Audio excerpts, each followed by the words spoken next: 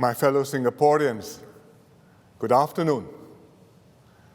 I last spoke to you on COVID-19 3 weeks ago. Since then, the number of new cases daily has begun to rise. We used to see fewer than 10 new cases a day.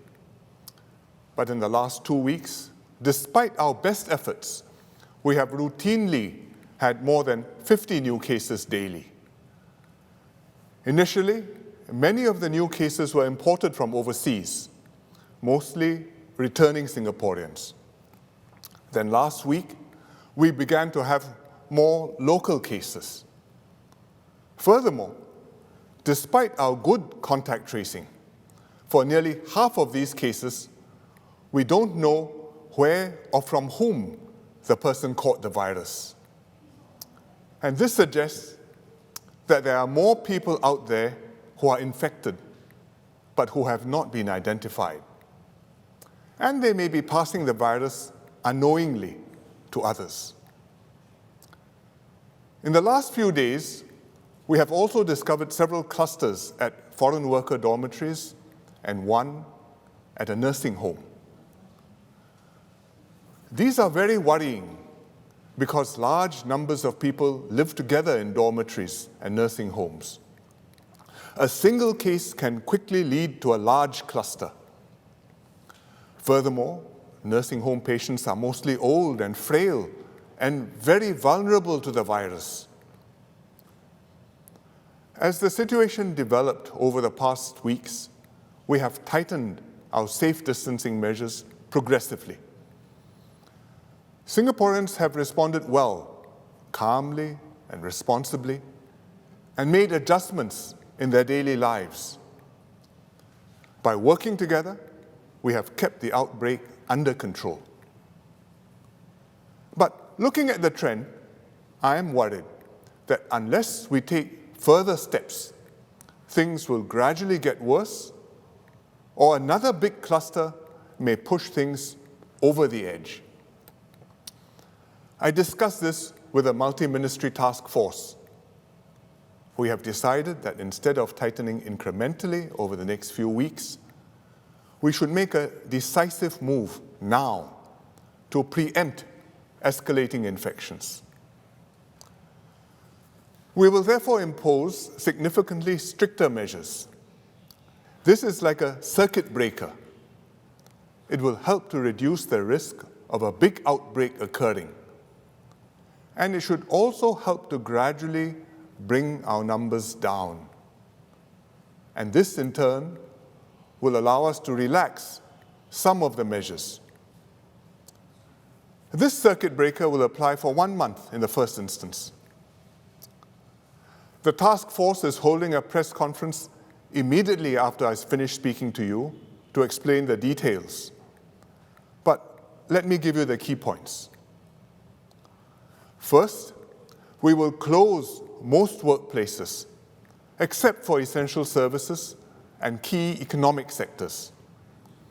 Food establishments, markets and supermarkets, clinics, hospitals, utilities, transport, and key banking services will remain open. These are essential services. We also should not disrupt economic sectors that are strategic or form part of a global supply chain. People working in these industries can continue to go to work with safe distancing measures in place. But most other work premises must close. If the person can work from home, he should do so, telecommute. But others will not be able to, including foreign workers on construction sites and in shipyards. These workers live in dormitories, and we will make arrangements to look after them. The closure of workplaces will take effect from next Tuesday. This will ensure that most of our workforce stays at home and limits their physical interaction to as few people as possible. Second, we will also move to full home-based learning in our schools and institutes of higher learning. We started with 1 day of home-based learning this week.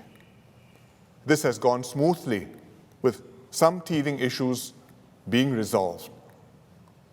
The Ministry of Education will work with the schools to implement full home-based learning starting next Wednesday. All preschool and student care centers will also be closed, but they will provide limited services for children of parents who have to continue working and are unable to make alternative care arrangements.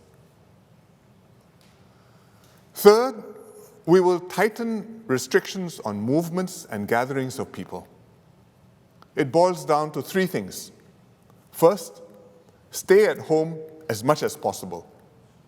Second, avoid socializing with others beyond your own household.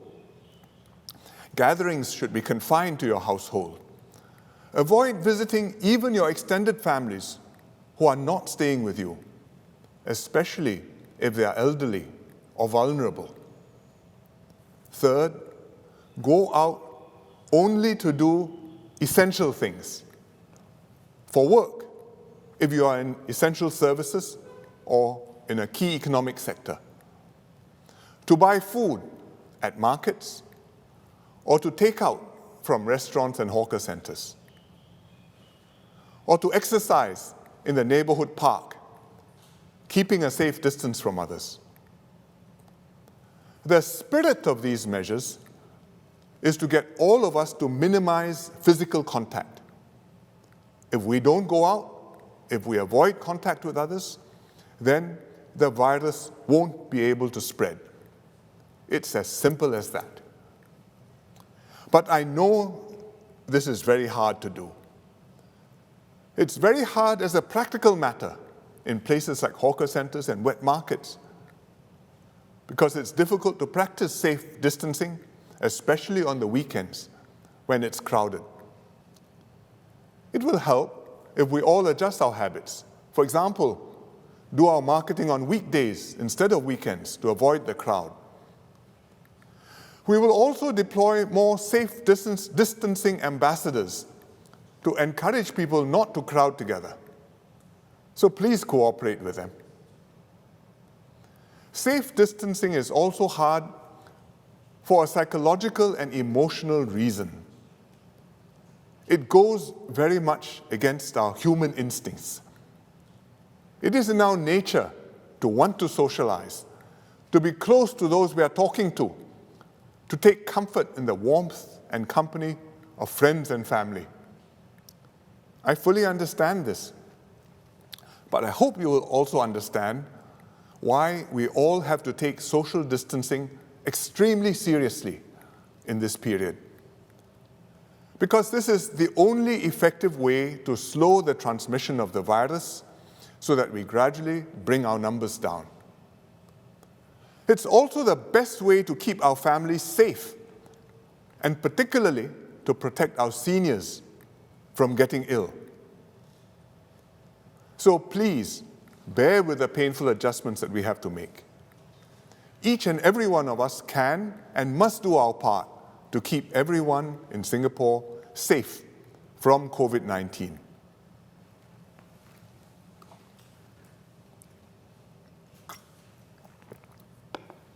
Let me now say a few words in Malay and then in Mandarin. Saudara-saudari sekalian, dalam beberapa minggu lepas, bilangan kes baru COVID-19 telah meningkat.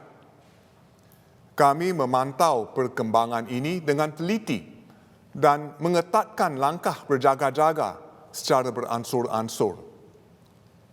Rata-rata, rakyat Singapura mematuhi arahan. Bagi masyarakat Melayu Islam, anda telah membuat beberapa pengorbanan dan penyesuaian yang besar seperti kaum lain juga. Anda faham kenapa masjid ditutup.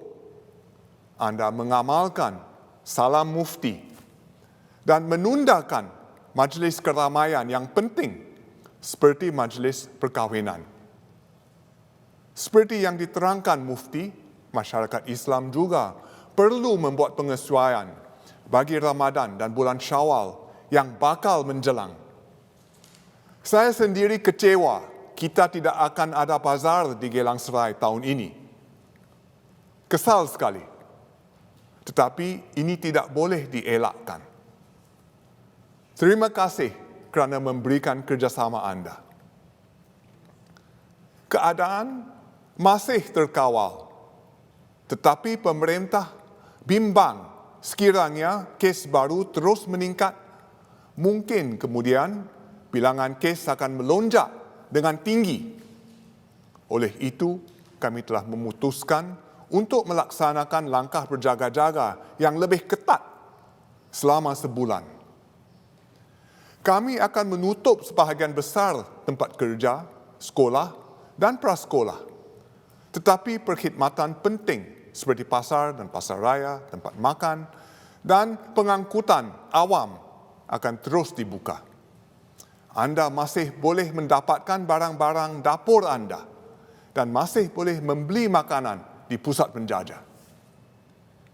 Kami juga akan menutup sekolah dan pusat prasekolah. Saya harap ibu bapa akan terus membimbing anak-anak anda ketika di rumah supaya pendidikan mereka tidak terjejas. Kami akan perketat langkah-langkah untuk memastikan jarak selamat. Sebelum ini, kami pernah katakan bahawa orang ramai boleh berkumpul asalkan tidak melebihi 10 orang. Tetapi sekarang, kami mahu anda duduk di rumah jika boleh dan elakkan daripada bergaul selain daripada lingkungan keluarga anda sendiri.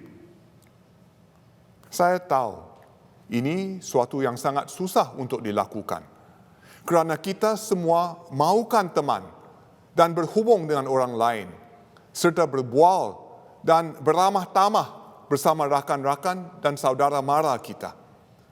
Tetapi saya harap anda boleh bersabar dengan apa yang kita harus laksanakan dan patuhi peraturan demi keselamatan anda sendiri dan kita semua.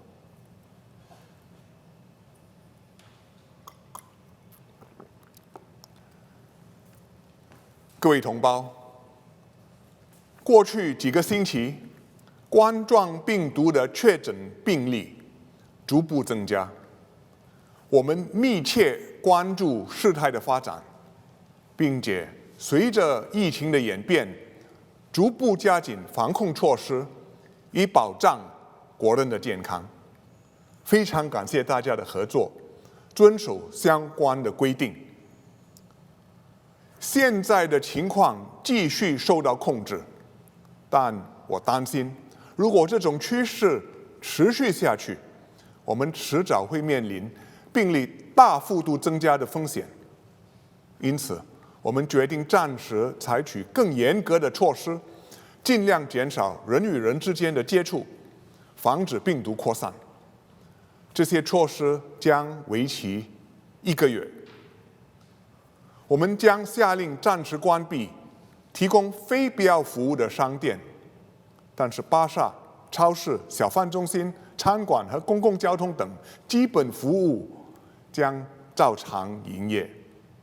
你还是可以买到日常用品、蔬菜、肉类等，也还可以向摊主购买食物带回家享用。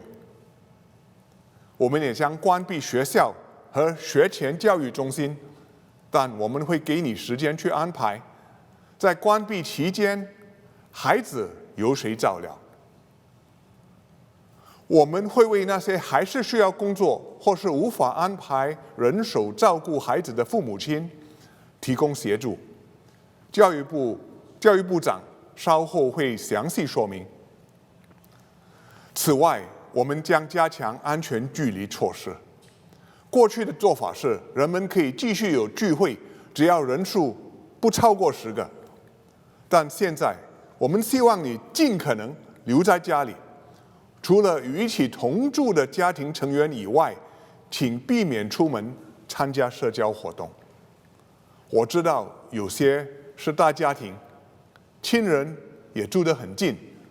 不过在这1个月，也请大家忍耐一下，在这期间，请不要互相拜访、串门或搬来搬去住，请暂时把住所定在一个地方。但希望大家继续以其他方式保持联络，例如视讯聊天或打电话，甚至还可以写信。我知道要严格遵守安全距离措施并不容易，毕竟社交活动是我们日常生活的一个重要部分。我们都需要通过社交感受到亲情和友情的温暖，都渴望有亲人和朋友在身边陪伴，相互扶持，排忧解闷，谈天说地。尤其是我们的乐龄人士，之前政府不得已已经取消了大部分他们喜欢参与的活动，他们不能去上课，跟老朋友一起喝茶聊天、唱歌跳舞、做运动，可能会觉得生活很单调。幸好网上和电视上有很多节目，让年长人士在家也可以继续过精彩的生活。例如，华文媒体集团每天就推出一系列网上直播，邀请人民协会的教练和老师继续陪大家晨运、学习烹饪和唱歌。8频道也有电视节目教大家运动，分享保健贴士等等，让人们待在家里也不会无聊。所以在对抗疫情的非常时期，为了全民的健康，请大家必须暂时忍一忍，没有必要的话就不要出门。这么做既是照顾好自己，也是为了保护好我们的年长家人以及体弱的人士，避免他们受到感染。我预请大家积极配合这些新的防疫措施，齐心对抗疫情，保障我们的家人和新加坡的安全。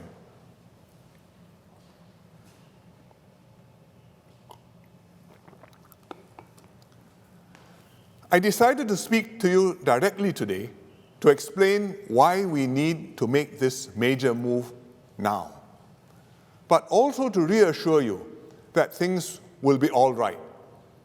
Essential services will continue running so that all of us can cope with this new situation as we batten down to fight this virus. We have enough food supplies to last us through this period and beyond. You can still shop at the supermarket or wet market, and you need not rush to stock up for weeks at a time. You can still buy food from your favorite hawker centers or coffee shop, though you will have to take out and eat at home with your family rather than hang out and eat outside with your friends. I know these measures will impact our workers and businesses severely. This is already a very difficult time for them. We will help them come through this. On Monday in Parliament, DPM Heng Swee Keat will announce additional support for households and businesses over and above what was provided in the 2 earlier budgets. We will also legislate to require landlords to pass on property tax rebates in full to their tenants. We will also pass new temporary legislation to let businesses and individuals defer certain contractual obligations for a period, such as paying rent, repaying loans, or completing work. Besides implementing this circuit breaker, we also are rethinking our advice on face masks. Up to now, the government has advised the general public that you only need to wear a mask if you are not feeling well, and this is to protect others from your germs. This was based on scientific advice and guidelines from the World Health Organization. Also, we did not have community spread in Singapore then, so it was very unlikely for you to run into anyone with COVID-19 on the street, much less be infected by them. Nevertheless, the government gave each household 4 surgical masks to use in case you got sick and to give people peace of mind. Now, the situation is changing. We now think there are some cases out there in the community going undetected, though probably still not that many. We also now have evidence that an infected person can show no symptoms and yet still pass on the virus to others. This is why the World Health Organization is reviewing the issue of face masks, and so is the US Communicable Diseases Center, CDC. Therefore, we will no longer discourage people from wearing masks. Wearing a mask may help to protect others in case you have the virus but don't know it. This is so that you keep your droplets to yourself when you sneeze or when you speak or cough. It can also protect yourself a little better, especially if you're elderly or vulnerable because of pre-existing health conditions. We still want to conserve surgical masks for people who really need them, healthcare workers in clinics and hospitals. For everyone else, in a community setting, alternatives like reusable masks will give some added protection. So from this Sunday, the government will distribute reusable masks to all households. Meanwhile, many community groups have been making and distributing reusable masks for the elderly and vulnerable. I applaud these efforts. They show our community spirit and mutual care. But remember, mask or no mask, you still need to wash your hands and keep a safe distance away from other people. The next few weeks will be pivotal. Even after these stepped-up measures, the number of cases will quite likely still go up in the next few days. There can be cases who have already been infected earlier, except they have not yet shown symptoms or not yet gone to see their doctor. But if we keep our efforts up, within a few weeks, we should be able to bring the numbers under control and bring the numbers down and get into a more sustainable position. We will keep on doing our utmost to protect every Singaporean from COVID-19. Many people have been working tirelessly for the past 2 months. Our nurses and doctors, our contact tracers, and healthcare staff. We thank them all for their efforts and sacrifices. Now, we are all enlisted to join them on the front line. It will be a long fight, but if any country can see this through, it is Singapore. We have the resources, we have the determination, we are united. By helping one another through this, we will prevail and emerge stronger. Thank you.